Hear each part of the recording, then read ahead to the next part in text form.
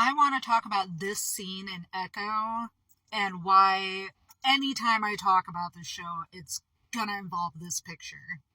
Obviously, spoilers ahead if you haven't seen Marvel's Echo, but it's also 5 episodes, 5 or 6 episodes, so go and watch it right now.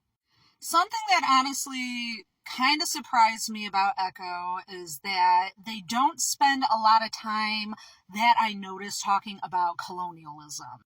There's never really a moment in the show where they talk about colonialism or a specific historical event or an atrocity. The tragic backstories that they do focus on are for Maya.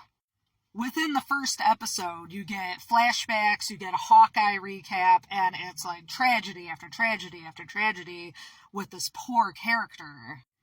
And how in order to heal, she has to come back to her community. She has to come back to her family.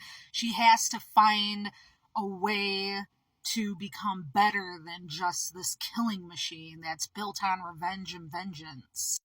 And the show does a good job of that. However, when we get back to that scene, this scene with Maya and all of her ancestors, the matriarchs that came before her, including her mother, there is a very important piece of information that is missing from this moment.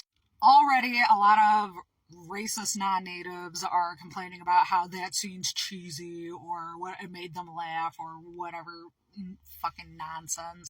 Because the show didn't touch on colonialism and the genocide that targeted the people within Maya's community and in other native communities all across Turtle Island, the fact that Maya can trace back her ancestry is miraculous, because at any point she could have never existed.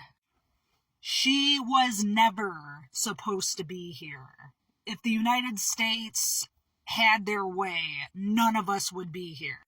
We survived because of our ancestors who made it through horrible, unspeakable atrocities and great adversity.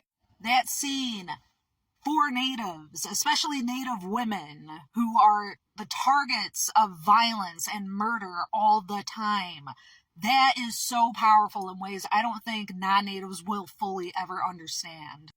It reminds me a lot of this scene from Reservation Dogs, where Willie Jack has a prayer and Lily Gladstone's character is talking to her about all of their ancestors and the generations of medicine people that brought them to this moment, to this place and time where they are now.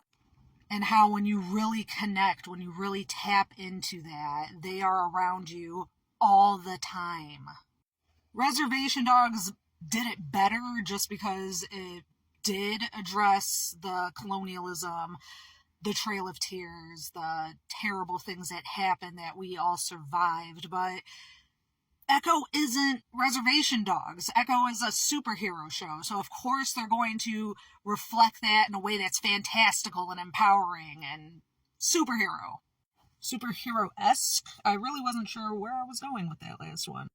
If you were a native woman and you saw Echo, tell me what you think, because I loved it.